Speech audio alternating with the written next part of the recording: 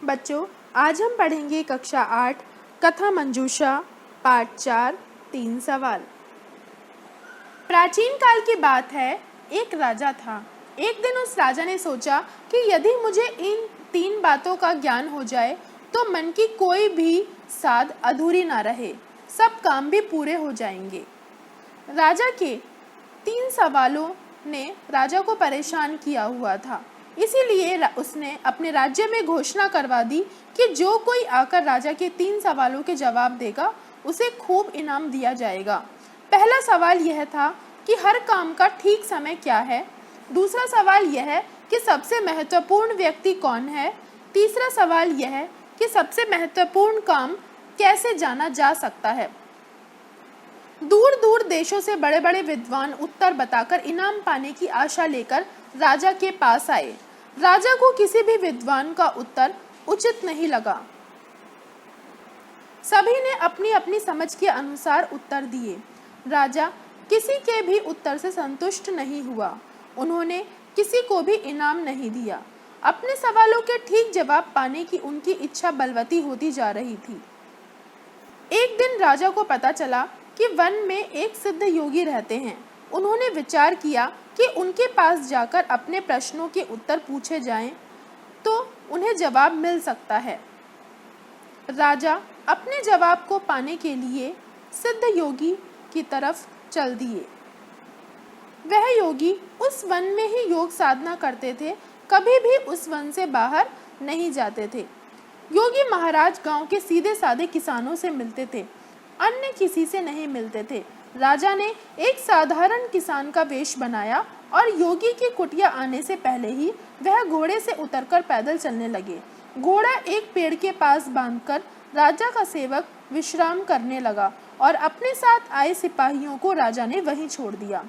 राजा जब कुटिया के पास पहुंचा तो उसने देखा कि योगी अपनी कुटिया के सामने की धरती खोद रहे हैं।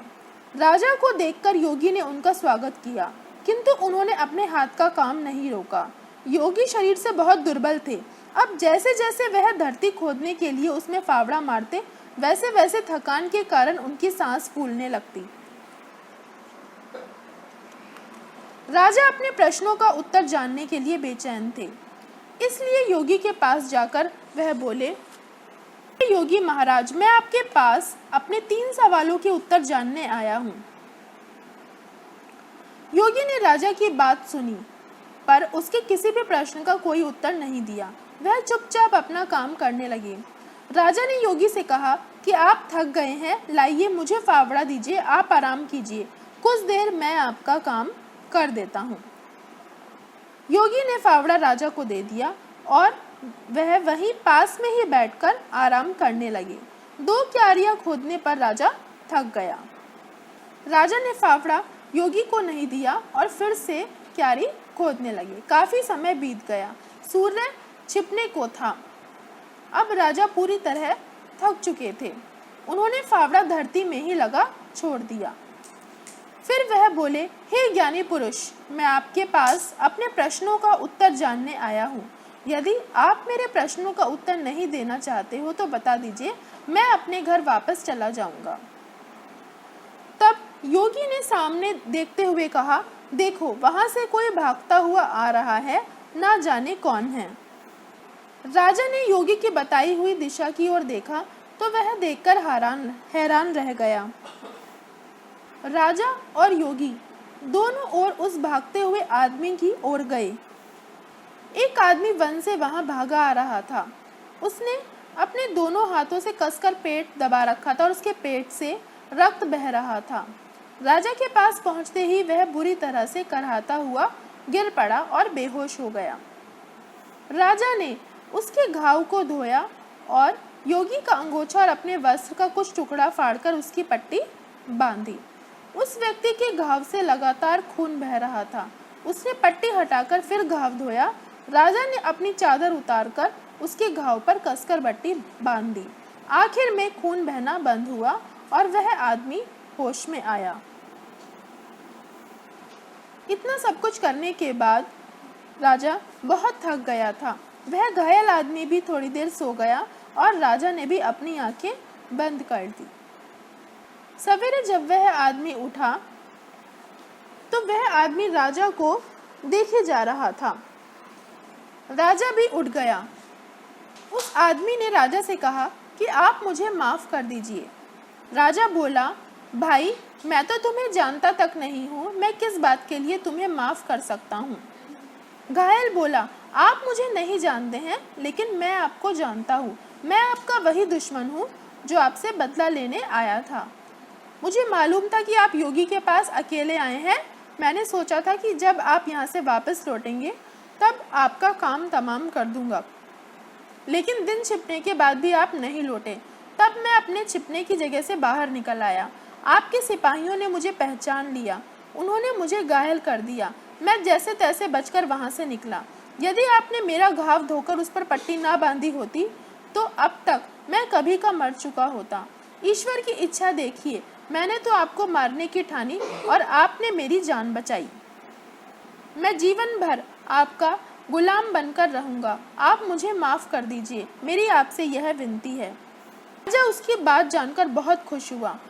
उसे लगा कि इतनी आसानी से एक दुश्मन से सुलह हो गई। सुलह ही नहीं, वह एक अच्छा दोस्त बन गया। राजा ने उसे माफ़ ही नहीं किया, अपितु उससे कहा कि मैं आपकी सहायता के लिए आदमी और राज वैद्य भिजवा दूंगा।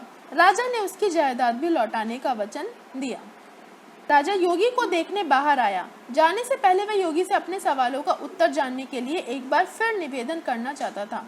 बाहर आकर राजा ने देखा कि योगी खुदे हुए क्यारियों में बीज बो रहे थे। राजा ने योगी के पास जाकर फिर विनती की कि हे सिद्ध पुरुष, मैं अंतिम बार आपसे अपने प्रश्नों के उत्तर के लिए प्रार्थना करता हूँ।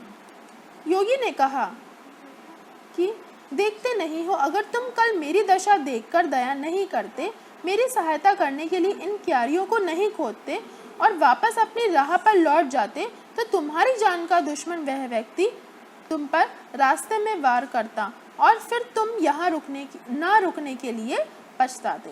सो सबसे ज़रूरी आदमी इस समय तुम्हारे लिए मैं था। मेरी भलाई करना उस समय तुम्हारे लिए सबसे ज़रूरी काम था।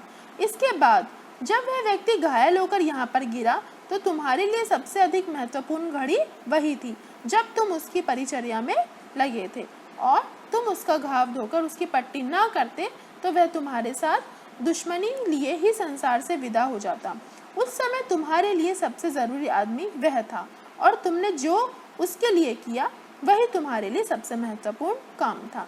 इसीलिए याद रखो, वर्तमान की घड़ी ही सबसे महत्वपूर्ण है, क्योंकि हम इसी में जीते हैं। सबसे महत्वपूर्ण आदमी वह है जो इस घड़ी में हमारे साथ है, क्योंकि यह कोई नहीं जान सकता कि आगे किसी और से मिलना हमारी किस्मत में है या नहीं। सबसे महत्वपूर्ण काम है उस आदमी की उस वक्त की सेवा जो वह कर सके। इस प्रकार राजा को अपने तीनों सवालों का जवाब मिल गया। आशा करती हूँ बच्चों आपको यह कहानी अच्छी लगी होगी। धन्यवाद।